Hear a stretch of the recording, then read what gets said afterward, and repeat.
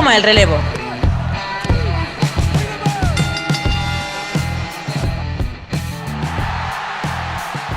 Bienvenidos un día más a Hot Tag, soy Santiago Tomasi y hoy venimos a hablar de un What If, y es un What If algo distinto, es un What If donde me adentro en territorio desconocido, y es que me voy a meter en una historia que no conozco tan bien. Normalmente sabéis que hablo de los 90 y de los 2000, sobre todo masculino, sobre todo por esa facilidad que hay pues de encontrar conocimiento y de encontrar información.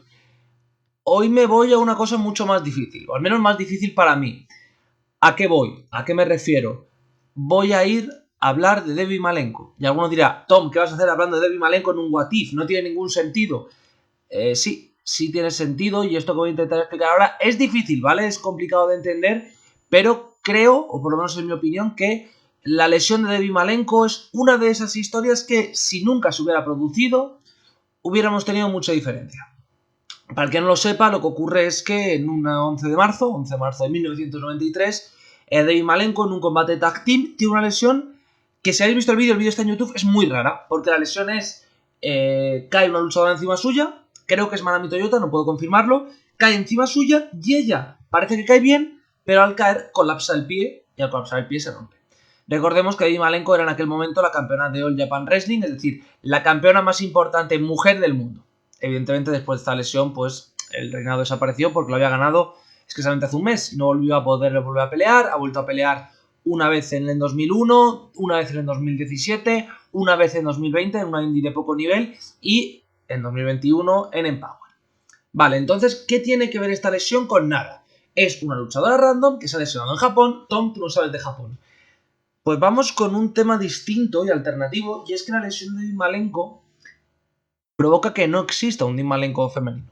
¿A qué me refiero? Dean Malenko, Eddie Guerrero, Chris Benoit, todos desarrollaron un talento innato, un talento especial y una especie de camaradería entre ellos, de 3, 4, 5 luchadores que peleaban tan bien que elevaban al resto, que empujaban al resto.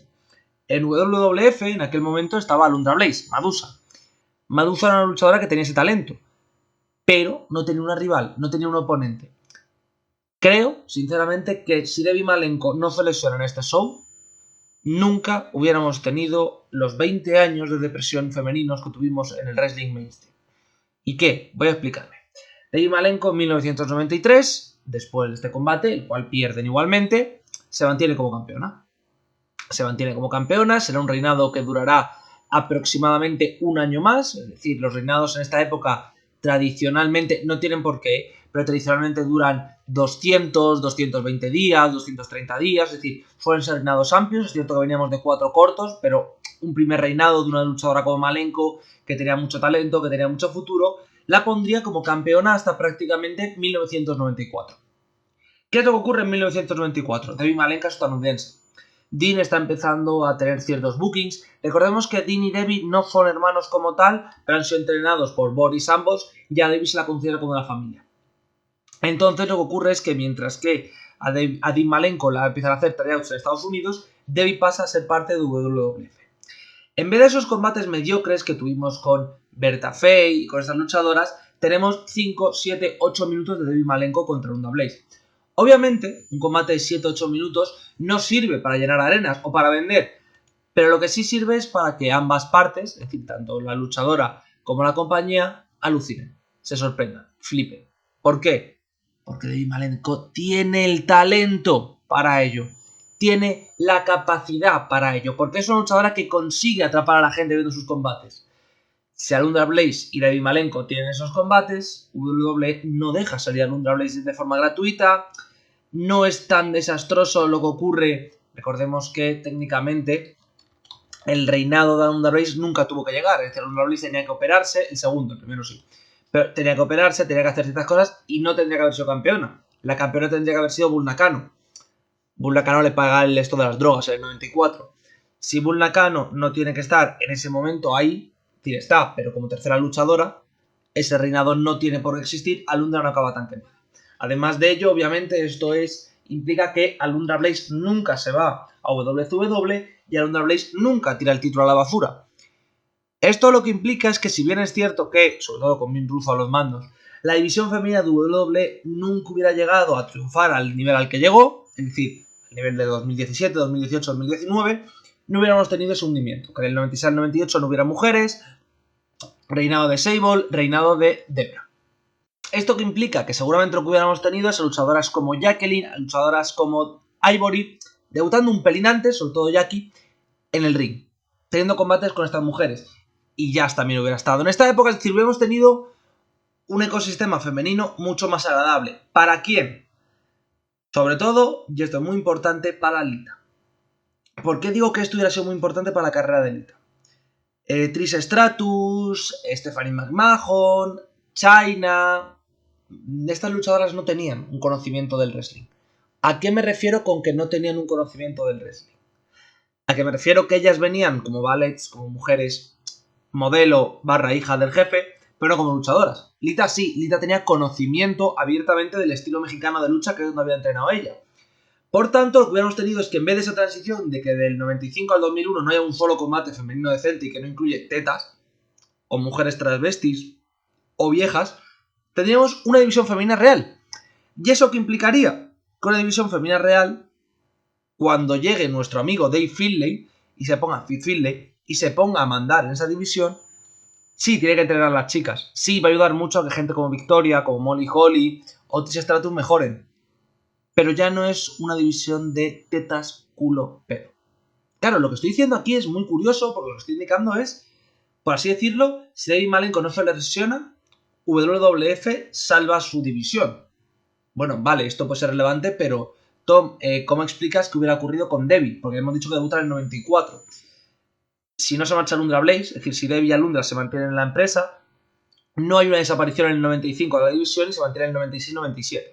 En el 97 entra todo este talento joven, todo este talento tipo Jackie, y lo que tenemos es una división estable, con Debbie Malenko siendo varias veces campeona del mundo. Debbie Malenko, además, lo creo honestamente, hubiera sido la única mujer que hubiera sido capaz de tener combates de 15-20 minutos de forma regular en el roster y encajar bien.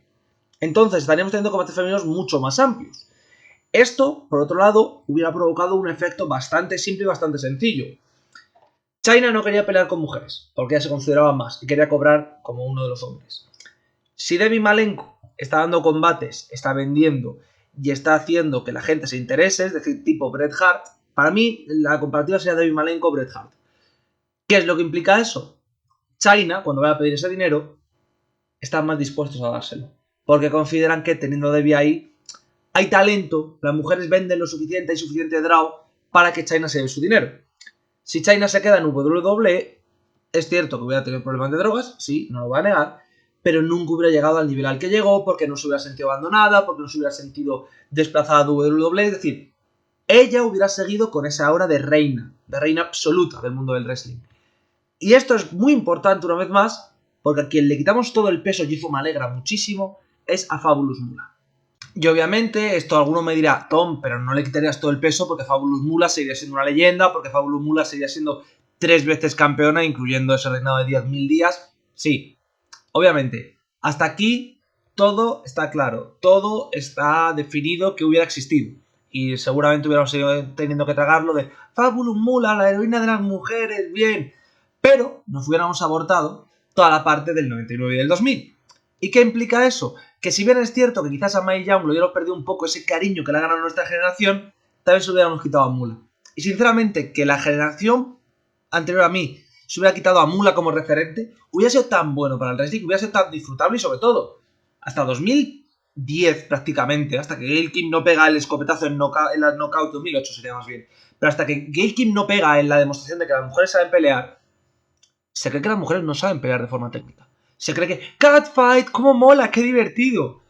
Debbie Malenko era una tía que sabía pelear. Debbie Malenko era una tía que en Japón la consideraban la mejor en lo suyo. Si Debbie Malenko vuelve a Estados Unidos, es la reina.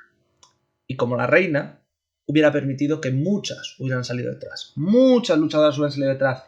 Y mi cabeza se va constantemente a un nombre que es cierto que hubiera estado en WCW previamente, pero que es un nombre de una mujer que tiene un talento técnico tremendo. Y nunca se la aprovechó como tal. Me refiero a Molly Holly. Molly Holly es una luchadora de mucho talento, pero Molly Holly es una luchadora que tuvo que poner en juego muchas cosas para tener un spot. Por ejemplo, el spot en WrestleMania lo ganó poniendo en juego su pelo y diciendo que se rapaba. Si está Debbie Malenko, ese spot está asegurado. Es decir, mi punto es, si Debbie Malenko existe, no va a decir el machismo deja de existir, jaja, lol, el mundo del wrestling femenino es mucho más seguro. Porque una luchadora de su talento, sin lesiones de por medio, estamos hablando de que tenga una carrera como la de su hermano, prácticamente, entre comillas, lo de hermano, repetimos, como Dean Malenko, la división femenina de WWE no desaparece nunca. No hay ese problema. Evidentemente, ¿esto qué implicaría? Implicaría un efecto de llamada absurdo, pero que me gusta y que me ilusiona. Porque ¿qué es lo único que sabía hacer WCW? Copiar lo que hacía WWF. Por tanto, hubiéramos tenido una división femenina de mucho talento joven en WCW, a las cuales hubieran dado más tiempo. Ahora bien, todo esto que he dicho, los primeros 10 minutos son súper positivos, súper guays, súper chachi. Vamos a cantar todos Kumbaya y a celebrar esta noche. No va a ser así todo tan bonito. ¿Por qué? Porque existe una figura en el mundo del wrestling de los 90. Una figura que consideraba que las mujeres no se deben pelear. Vince Russo. ¿Cuál es el downsize de tener a Debbie Malenko aquí? Que en el 96, 97 y 98, Debbie Malenko, aunque hubiera podido tener sus combates de mucho nivel con nuestra amiga Lundra, hubiera tenido que aguantar las, con perdón, gilipolleces, de verdad, gilipolleces de Vince Russo. Esto hubiera provocado que alguna storyline pues fuese un poco mediocre, mala, absurda y triste. Pero, como todos sabemos, la marcha de Russo en el 99 hizo que, bueno, vamos a hacer cosas que Russo no haría. Y ahí es donde volvería a triunfar ella. Es que eso es lo bueno. Es que hubiéramos tenido una luchadora que hubiera podido aguantar prácticamente 10 años a máximo nivel. Y cuando ella se marcha, porque obviamente se marcharía, porque obviamente dejaría este negocio, tendríamos una división femenina mucho más limpia, con una WCW que también ha trabajado mucho el factor de las mujeres y menos sexualidad. No, Tom, pero la sexualidad hubiera existido, obviamente. Pero es que había mujeres para ello, es decir, Sunny, Debra, Sable, son managers que estaban puestas para, comprando la presión, calentar a la audiencia. Eso hubiera seguido existiendo, pero no hubiera interferido en las luchadoras. Y eso es lo importante. Si a eso le sumamos que yo creo personalmente que esto hubiera provocado que los Diva Search, aunque hubieran existido, hubieran sido mucho menos relevantes, me hace muy feliz imaginar un mundo donde el Diva Search no es el festival de y aquí tenéis a vuestras próximas 6 campeonas del mundo. Que sí, en el Diva Search ha salido gente muy buena, ha salido gente a la cual tengo mucho cariño, ha salido gente que ama de verdad el wrestling. Estoy pensando, por ejemplo, que sin ser una luchadora, una tía que se merece todo lo que le demos y más, es, por ejemplo, la queridísima Christy Hemme. Pero no hubiéramos tenido tanta importancia suya, no hubiéramos tenido tanta relevancia, hubiéramos tenido luchadoras peleando contra luchadoras, peleando contra luchadores, es decir, hubiéramos tenido una división de verdad y seguramente no hubiéramos tenido esa involución, porque el tema es que la lesión de Debbie no jode en Japón, donde en Japón hay talento suficiente, jode en Estados Unidos porque ninguna de las exports que van a venir son del suficiente nivel, son americanas o interesan al gran público. Si con Debbie Malenko tienes una luchadora americana de talentos que interesa al público, tenemos una división femenina mucho más sana y sobre todo que este año de Valle sí hubiera existido las divas, sí hubiera existido el Diva Set, pero nunca hubiéramos llegado a un punto tan bajo y eso es muy importante de valorar porque el problema de las mujeres no ha sido que ha habido años malos. En el mundo del wrestling han existido años malos, en el mundo del wrestling existe el 95, es decir, todos hemos vivido ese año de pesadilla, pero no existe una degradación casi constante durante 13 años. Y es que me refiero desde el 95 hasta el 2008, por mucho que la gente quiera poner cualquier empresa, el mundo del wrestling femenino es una puta mierda. Si hay empresas femeninas muy concretas que no se dedican al porno, 2. Estados Unidos, 2. Pero Tom, la mitad de empresas que se dedicaban al wrestling en Estados Unidos eran empresas porno. Eran empresas que vendían shows donde lo que se publicitaba es que las mujeres iban a estar en bolas. Con combates técnicos entre medias, pero mujeres en bolas. Si evitamos eso, es decir, si nos cargamos toda la mierda que hay desde prácticamente el 95 hasta el 2008, lo que tenemos es muchas mejores luchadoras, muchas menos luchadoras que han acabado mal, mucho más talento dentro del ring y sobre todo la sensación de que no hubiera sido nunca el desastre conglomerado de es que solo le dan el push a las Force Horsewoman. Es que hay 10 luchadoras de nivel. 10 luchadoras de su generación. En todo el mundo salvo Japón, 10 luchadoras. Eso no lo hubiéramos evitado. Obviamente este What If es un What If muy positivo, es un What If muy, muy alegre porque China no muere, el wrestling femenino no está salvado, pero prácticamente se libera de mucha de su carga. Y yo entiendo que mucha gente pueda creer que no es del todo creíble. Pero atendamos a los hechos. ¿Cuáles son los hechos? WWF no tenía un interés como tal de cargarse la división, es decir, se contrata a Bull Nakano precisamente para intentar mantenerla, para intentar que crezca con Alundra Blaze. El problema es que no hay luchadoras. El problema es que además, como no hay luchadoras, pasa todo lo de Bull Nakano y tal, se les olvida que tienen a Alundra Blaze en contrato. Si tienes a Alundra y tienes a Debbie, eso es más difícil. Si es más difícil que Alundra se marche, nunca tenemos un título tirado a la basura, nunca tenemos ese enfrentamiento.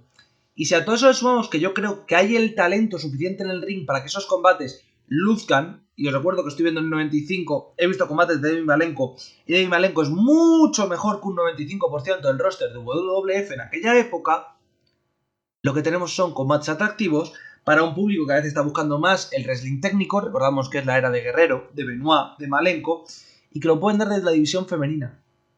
Obviamente esto no hubiera quitado las tristezas, las penas, las vergüenzas que viviríamos, porque el final de los 90 al final son una época muy jodida y muy machista, igual que los principios de los 2000, pero tendríamos luchadoras legítimas. Y es algo que no hubiéramos tenido y que no tuvimos hasta mucho más adelante en el tiempo.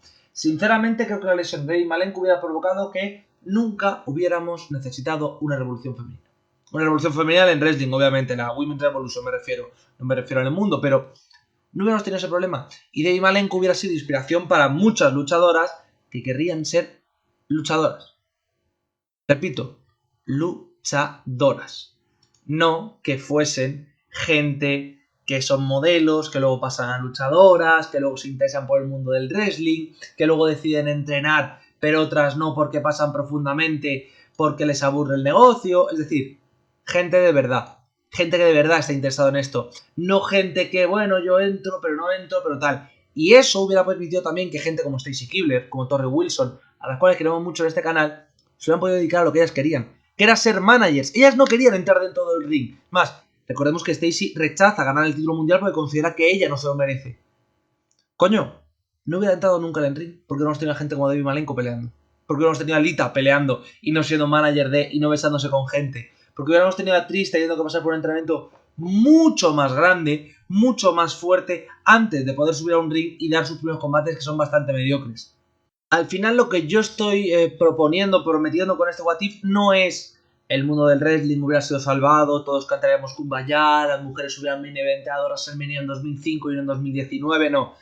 Todo eso hubiera pasado. Pero lo que no hubiera pasado es la degradación total y absoluta de la mujer durante casi 20 años en el mundo del wrestling. Y esto es un tema que es muy importante porque es un tema que se menciona, no se menciona poco, es un tema que se menciona. La importancia de las women, las horsewomen, la importancia de Ronda Rousey, la importancia de toda esta gente que ha conseguido que de una situación de mierda ya hemos pasado a una situación mucho mejor.